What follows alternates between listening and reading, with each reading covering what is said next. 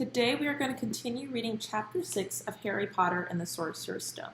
So where we left off, Harry had got his wand and his other supplies for Hogwarts, and Hagrid had sent him back to the Dursleys since he had to wait till the end of the summer to go to Hogwarts. So he asked the Dursleys, can you drop me off at the train station on, I think it was September 1st, and they do it mainly because they laugh when they find out that his ticket says he needs to go to platform 9 3/4, which does not exist, or so they think. And Harry's beginning to panic when he's at the station because he's not seeing this platform, but he sees another family that have similar things as him. They look like maybe they're also going to Hogwarts, and when he listens in on them, he sees that they are going to platform 9 3/4 and asks how to get there. And the mom of these boys and a little girl tells him that he can go by pushing his cart and running into a brick wall. And I asked you guys, are you brave enough to do that? I don't know if I would be, but Harry does it, and no, he doesn't crash into the wall. He goes right through and finds himself at platform 9 3/4. So let's see what happens next. Smoke from the engine drifted over the heads of the chattering crowd, while cats of every color wound here and there between their legs. Owls hooted to one another in a disgruntled sort of way over the babble and the scraping of heavy trunks. The first few carriages were already packed with students, some hanging out of the window to talk to their families, some fighting over seats. Harry pushed his cart off down the platform in search of an empty seat. He passed a round-faced boy who was saying, "Gran, I've lost my toad again." "Oh, Neville," he heard the old woman sigh. A boy with dreadlocks was surrounded by a small crowd. "Give us a look, Lee, go on." The boy lifted the lid of a box in his arms, and the people around him shrieked and yelled as something inside poked out a long, hairy leg. Harry pressed on through the crowd until he found an empty compartment near the end of the train. He put Hedwig inside first, and then started to shove and heave his trunk toward the train door. He tried to lift it up the steps, but could hardly raise one end, and twice he dropped it painfully on his foot. "Want a hand?" It was one of the red-haired twins he'd followed through the barrier. "Yes, please," Harry panted. "Oi, Fred, come here and help." With the twins' help, Harry's trunk was at last tucked away in a corner of the compartment. "Thanks," said Harry, pushing his sweaty hair out of his eyes. "What's that?" said one of the twins suddenly, pointing at Harry's lightning scar. "Blimey," said the other twin. "Are you?" "He is," said the first twin. "Aren't you?" he added to Harry. "What?" said Harry. "Harry Potter," chorused the twins. "Oh, him," said Harry. "I mean, yes, I am." The two boys gawked at him, and Harry felt himself turning red. Then, to his relief, a voice came floating in through the train's open door. "Fred? George? Are you there?" "Coming, Mum." With a last look at Harry, the twins hopped off the train. Harry sat down next to the window where, half hidden, he could watch the red-haired family on the platform and hear what they were saying. Their mother had just taken out her handkerchief. "Ron, you've got something on your nose." The youngest boy tried to jerk out of the way, but she grabbed him and began rubbing the end of his nose. Gruff, he wriggled free. "Ah, has Ickle Ronnie got something on his nosy," said one of the twins. "Shut up," said Ron. "Where's Percy?" said their mother. "He's coming now." The oldest boy came striding into sight. He had already changed into his billowing black Hogwarts robes. And Harry noticed a shiny red and gold badge on his chest with the letter P on it. "Can't stay long, Mother," he said. "I'm up front. The prefects have got 2 compartments to themselves." "Oh, are you a prefect, Percy?" said one of the twins with an air of great surprise. "You should have said something. We had no idea." "Hang on. I think I remember him saying something about it," said the other twin. "Once or twice. A minute. All summer." "Oh, shut up," said Percy the prefect. "How come Percy gets new robes anyway?" said one of the twins. "Because he's a prefect," said their mother fondly. "All right, dear. We'll have a good term. Send me an owl when you get there." She kissed Percy on the cheek and he left. Then she turned to the twins. "Now you two, this year you behave yourselves. If I get one more owl telling me you've blown up a toilet or..." "Blown up a toilet? We've never blown up a toilet." "Great idea, though. Thanks, Mum." "It's not funny. And look after Ron." "Don't worry, Ickle Ronnykins is safe with us." "Shut up," said Ron again. He was almost as tall as the twins already, and his nose was still pink where his mother had rubbed it. "Hey, Mom, guess what? Guess who we just met on the train?" Harry leaned back quickly so they couldn't see him looking. You know that black-haired boy who was near us in the station? Know who he is? Who? Harry Potter. Harry heard the little girl's voice. Oh, Mom, can I go on the train and see him? Mom, oh, please. You've already seen him, Ginny, and the poor boy isn't something you goggle at in a zoo. Is he really, Fred? How do you know? Asked him. Saw his scar. It's really there, like lightning. Poor dear. No wonder he was alone, I wondered. He was ever so polite when he asked how to get onto the platform. Never mind that. Do you think he remembers what you know who looks like? Their mother suddenly became very stern. I forbid you to ask him, Fred. No, don't you dare. As though he needs reminding of that on his first day at school. All right, keep your hair on. A whistle sounded. Hurry up, their mother said. The three boys clambered onto the train. They leaned out of the window for her to kiss them goodbye, and their younger sister began to cry. Don't, Ginny. We'll send you loads of owls. We'll send you a Hogwarts toilet seat. George. Only joking, Mum. The train began to move. Harry saw the boy's mother waving, and their sister half laughing, half crying, running to keep up with the train until it gathered too much speed and she fell back and waved. Harry watched the girl and her mother disappear as the train rounded the corner. Houses flashed past the window. Harry felt a great leap of excitement. He didn't know what he was going to, but it had to be better than what he was leaving behind. The door of the compartment slid open and the youngest red-headed boy came in. Anyone sitting there, he asked, pointing at the seat opposite Harry. Everywhere else is full. Harry shook his head and the boy sat down. He glanced at Harry and then looked quickly out of the window, pretending he hadn't looked. Harry saw he still had a black mark on his nose. Hey, Ron. The twins were back. Listen, we're going down the middle of the train. Lee Jordan's got a giant tarantula down there. Right, mumbled Ron. Harry, said the other twin. Did we introduce ourselves? Fred and George Weasley. And this is Ron, our brother. See you later, then. Bye, said Harry and Ron. The twins slid the compartment door shut behind them. Are you really Harry Potter? Ron blurted out. Harry nodded. Oh, well, I thought it might be one of Fred and George's jokes, said Ron. And have you really got, He pointed at Harry's forehead. Harry pulled his bangs to show the lightning scar. Ron stared. So that's where you know who? Yes, said Harry, but I can't remember it. Nothing? Said Ron eagerly. Well, I remember a lot of green light, but nothing else. Wow, said Ron. He sat and stared at Harry for a few moments. Then, as though he had suddenly realized what he was doing, he looked quickly out of the window again. Are all your family wizards? Asked Harry, who found Ron just as interesting as Ron found him. Yes, I think so, said Ron. I think Mom's got a second cousin who's an accountant, but we never talk about him. So you must know loads of magic already. The Weasleys were clearly one of those old wizarding families the Pale Boy and Diagon Alley had talked about. I heard you went to live with Muggles, said Ron. What are they like? Horrible. Well, not all of them.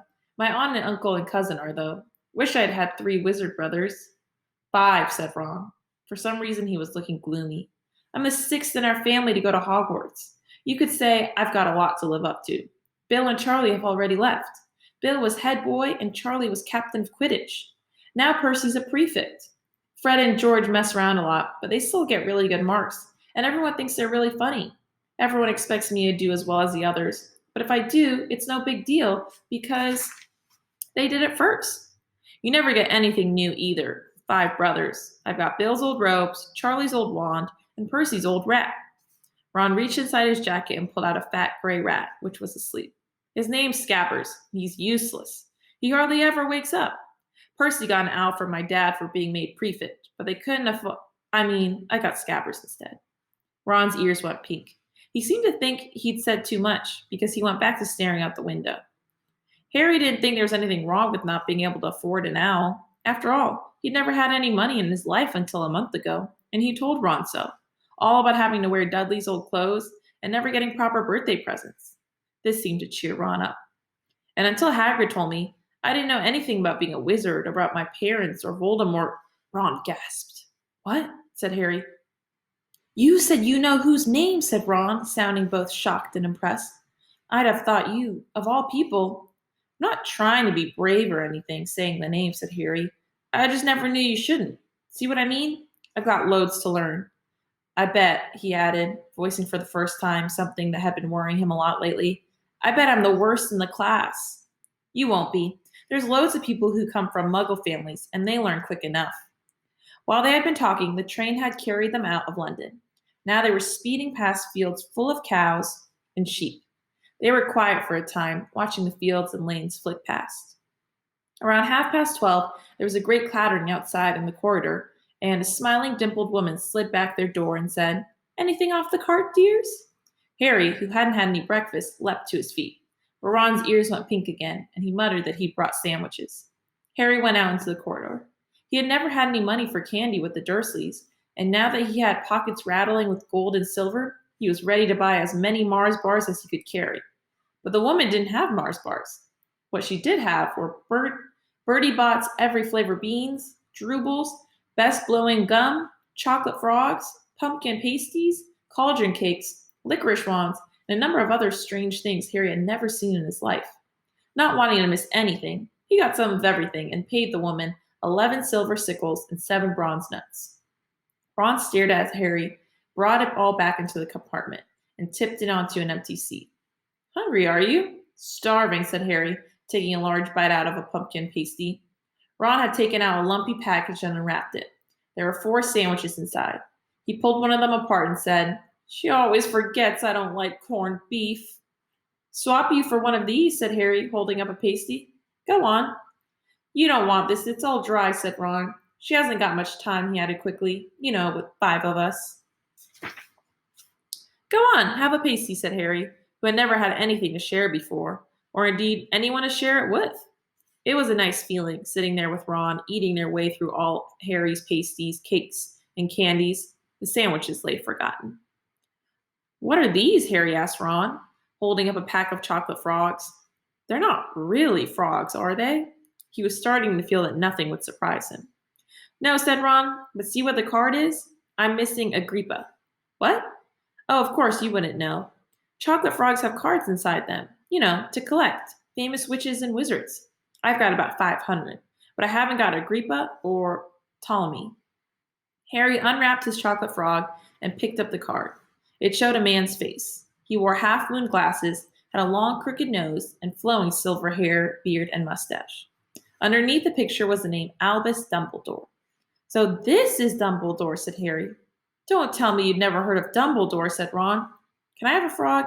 I might get Agrippa. Thanks." Harry turned over his card and read, "Albus Dumbledore, currently headmaster of Hogwarts. Considered by many the greatest wizard of modern times.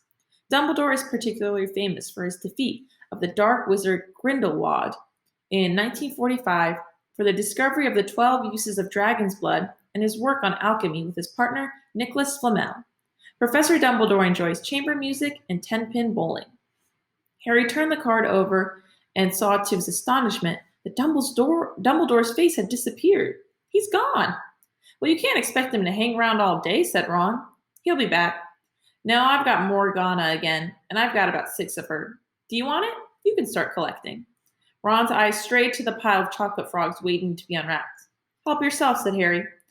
But in, the Muggle world, people just stay put in photos." "Do they?"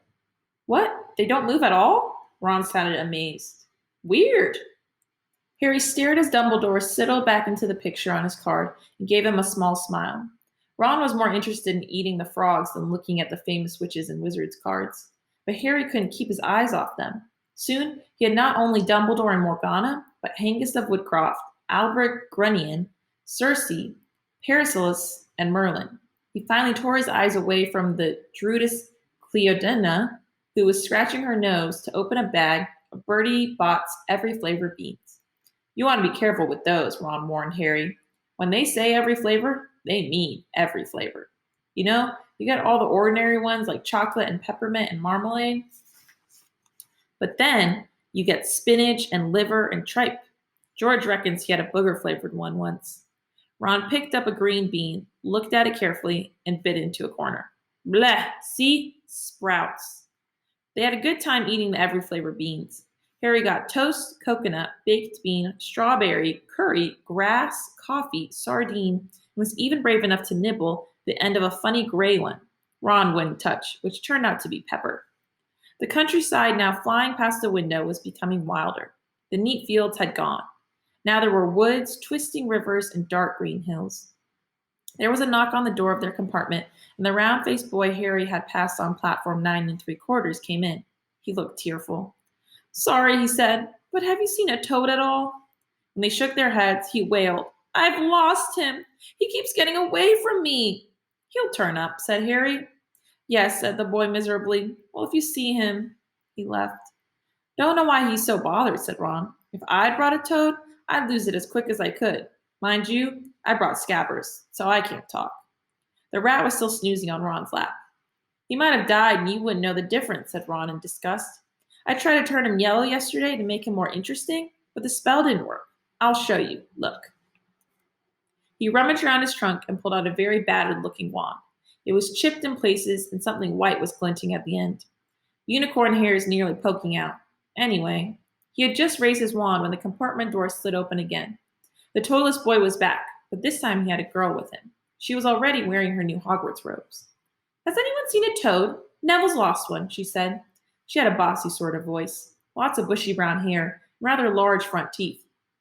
We've already told them we haven't seen it, said Ron, but the girl wasn't listening. She was looking at the wand in his hand. Oh, are you doing magic? Let's see it then. She sat down. Ron looked taken aback. All right. He cleared his throat. Sunshine, daisies, buttermellow, turned the stupid fat rat yellow. He waved his wand, but nothing happened. Scabber stayed gray and fast asleep. Are you sure that's a real spell, said the girl. Well, it's not very good, is it? I've tried a few simple spells just for practice, and it's all worked for me. Nobody in my family's magic at all. It was ever such a surprise when I got my letter, but I was ever so pleased, of course. I mean, it's the very best school of witchcraft there is, I've heard. I've learned all our course books by heart, of course. I just hope it will be enough. I'm Hermione Granger, by the way. Who are you? All right, we're going to stop right there. Hermione is another one of our main characters. So now we've met the three, I would say, biggest characters in the book, Harry, Ron, and Hermione.